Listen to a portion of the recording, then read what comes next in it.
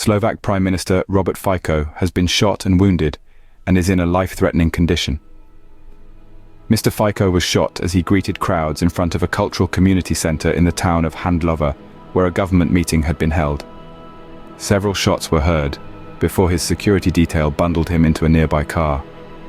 The Slovak leader has been taken to hospital and his alleged assailant detained by police. A crowd was waiting outside and one of them started shooting, said journalist Juraj Buri, who was inside the building at the time of the attack at about 12:30 GMT, in Handlover, about 180 kilometers, 112 miles, northeast of the capital, Bratislava.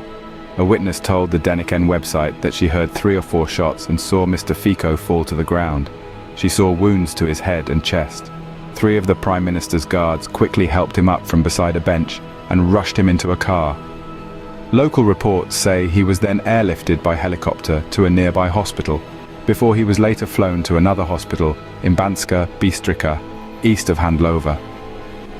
In a message posted later on Mr. Fico's Facebook page, his staff said he was shot a number of times and was currently in a life-threatening condition.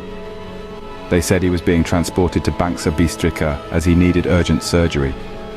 The next few hours would be decisive, the message said. A video showed several civilian bystanders as well as guards detaining the suspect just outside the cultural center in Handlover. The man, wearing a pale blue shirt, was then seen sitting on the ground, his hands tied behind his back. The BBC has not yet verified the footage.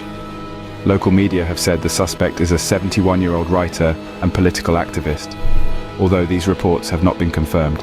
In her initial reaction to the shooting, Slovakia's outgoing president Zuzana Čaputová said she was utterly shocked by today's brutal attack on the Prime Minister.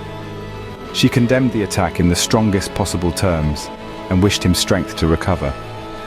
In a statement to media later, Ms. Čaputová said that something so serious had happened that we can't even realize it yet. The hateful rhetoric we witness in society leads to hateful acts. Please let's stop it, she added.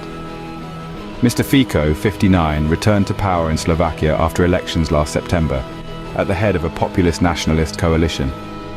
His first few months as Prime Minister have proved highly contentious politically.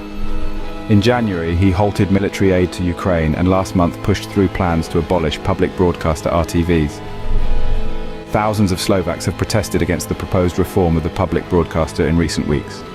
However, a planned opposition-led demonstration was called off on Wednesday as news of the shooting emerged. Parliament was sitting at the time of the attack, and Slovak media reported that a party colleague of Mr. Fico's shouted at opposition MPs, accusing them of stoking the attack. President-elect Peter Pellegrini, who is a political ally of Mr. Fico's, said he was horrified to hear of the attack and also blamed the shooting on recent political divisions. Describing the attack as an unprecedented threat to Slovak democracy, he said people did not have to agree on everything, but there were many ways to express disagreement democratically and legally. This breaking news story is being updated and more details will be published shortly. Thank you for watching Topics on Trend. Go ahead and check out another trending video on our channel here.